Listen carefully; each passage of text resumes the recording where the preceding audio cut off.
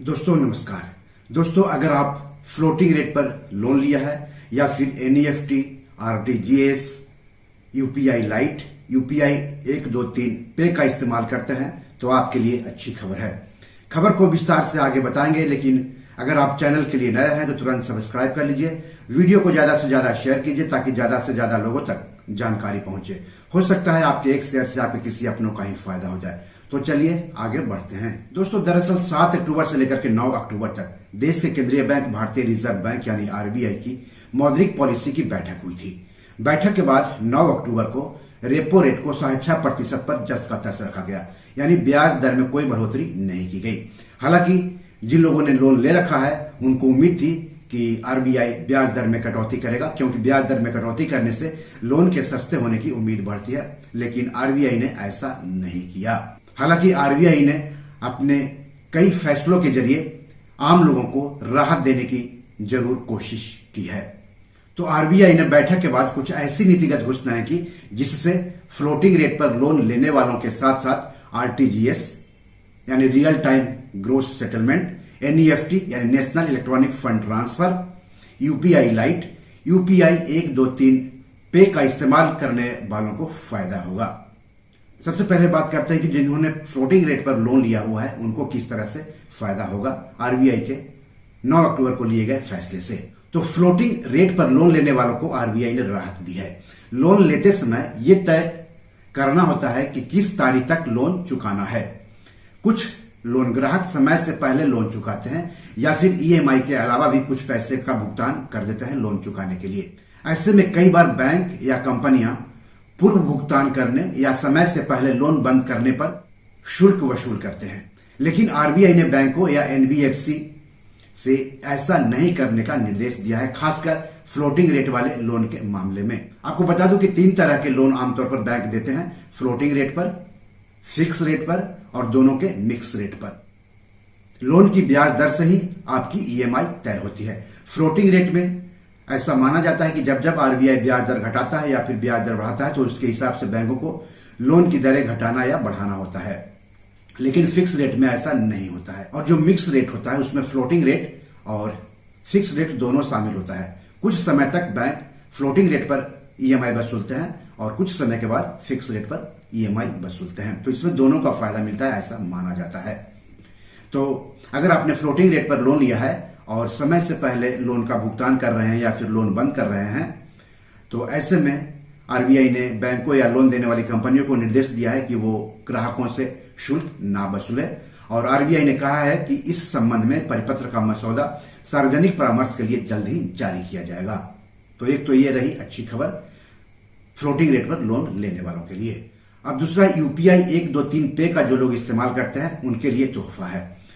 UPI 123 पे की मार्च 2022 में शुरुआत की गई थी, जिसका मकसद था फीचर फोन उपयोगकर्ताओं को यूपीआई का उपयोग करने में सक्षम बनाना। फीचर फोन यानी जिसमें कि इंटरनेट नहीं होता है, जो स्मार्टफोन नहीं होता है या जो नॉर्मल फोन होता है उसी को फीचर फोन कहते हैं। तो जो स्मार्टफोन होता है उसमें इंटरनेट बैंकिंग के जरिए या फिर यूपीआई के जरिए हम लोग भुगतान कर लेते हैं। लेकिन फीचर फोन में चूंकि इंटरनेट नहीं होता है इसलिए भुगतान करना मुश्किल होता है। इसलिए फीचर फोन में लोग आसानी से भुगतान कर सके, बिना इंटरनेट के भुगतान कर सके, जहां चाहे वहां से भुगतान कर सके, इसके लिए यूपीआई 123 पे की शुरुआत की गई थी। यह सुविधा अब 12 भाषाओं में उपलब्ध है। वर्तमान में यूपीआई 123 पे में प्रति लेन देन सीमा 5,000 रुपए तक सीमित है। उपयोग के मामलों को व्यापक बनाने के लिए हितधारकों के परामर्श से प्रति लेन देन सीमा को बढ़ाकर 10,000 रुपए करने का निर्णय लिया गया है।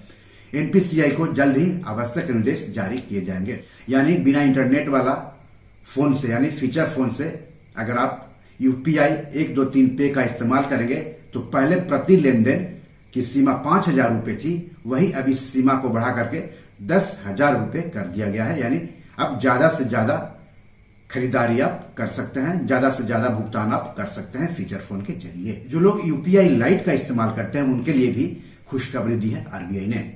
फिलहाल यूपीआई लाइट में प्रति लेन देन 500 रुपए की सीमा है और प्रति यूपीआई लाइट वॉलेट 2,000 रुपए की समग्र सीमा लागू है, जिसमें स्वः पुनः पूर्ति ऑटो रिप्लेसमेंट की सुविधा भी शामिल है।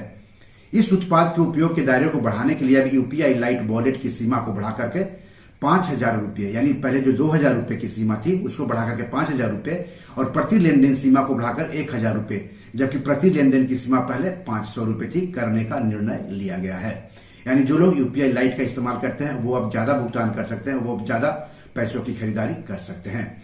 ऑफलाइन डिजिटल मोड में छोटे मूल्य के भुगतान की सुविधा के लिए भारतीय रिजर्व बैंक द्वारा जारी ढांचे जिसके अंतर्गत यूपीआई लाइट को सक्षम बनाया गया है में उचित संशोधन किया जाएगा। आपको बता दूं कि यूपीआई लाइट एक ऑनलाइन वॉलेट है।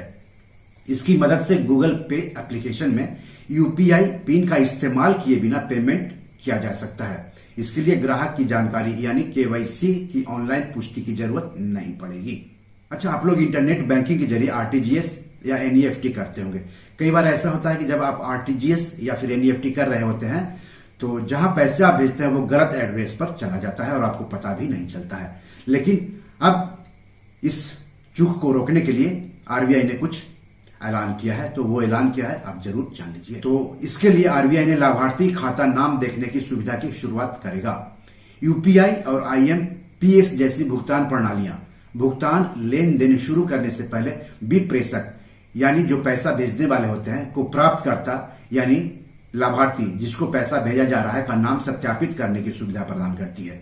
यूपीआई में और आईएमपीएस में तत्काल सकट निपटान प्रणाली यानी आरटीजीएस और राष्ट्रीय इलेक्ट्रॉनिक निधि अंतरण यानी एनईएफटी प्रणालियों के लिए ऐसी सुविधा शुरू करने का अनुरोध किया गया है। अगर ये सुविधा शुरू हो जाएगी तो उसके बाद आरटीजीएस और एनईएफटी में धन विप्रेषकों यानी पैसा भेजने वालों को धन अंतरण करने से पहले लाभार्थी खाता धारक के नाम को सत्यापित करने में सक्षम बनाने के लिए अब लाभार्थी खाता नाम देखने की सुविधा शुरू करने का प्रस्ताव है। धन विप्रेषक द्वारा लाभार्थी का खाता नंबर और शाखा आईएफएससी कोड दर्ज करने के बाद लाभार्थी का नाम प्रदर्शित हो जाएगा। इस सुविधा से ग्राहकों का विश्वास बढ़ेगा क्योंकि इससे गलत जमा और धोखाधड़ी की संभावना कम हो जाएगी। विस्तृत दिशा निर्देश अलग से जारी किए जाएंगे। तो ये आरबीआई ने कुछ ऐसी घोषणाएं की है जिससे फ्लोटिंग रेट पर लोन लेने वालों, यूपीआई लाइट का इस्तेमाल करने वाले, यूपीआई 1, 2, 3 पे का इस्तेमाल करने वाले और आरटीजीएस एनईएफटी करने वालों को फायदा होगा। तो इस तरह से आम लोगों के लिए आरबीआई ने कुछ अच्छी खबर दी है। आरबीआई के इस फैसले पर आपका क्या कहना है कमेंट बॉक्स में जाकर हमें जरूर बताइएगा। बी और मनी मैनेजर में आज इतना ही। एपिसोड कैसा लगा हमें जरूर बताइएगा। इस एपिसोड या पैसे जुड़े कोई सवाल हो तो जरूर लिखिएगा। आगे किस टॉपिक पर वीडियो चाहते हैं हमें बताएंगे तो अच्छा लगेगा। धन्यवाद, नमस्कार।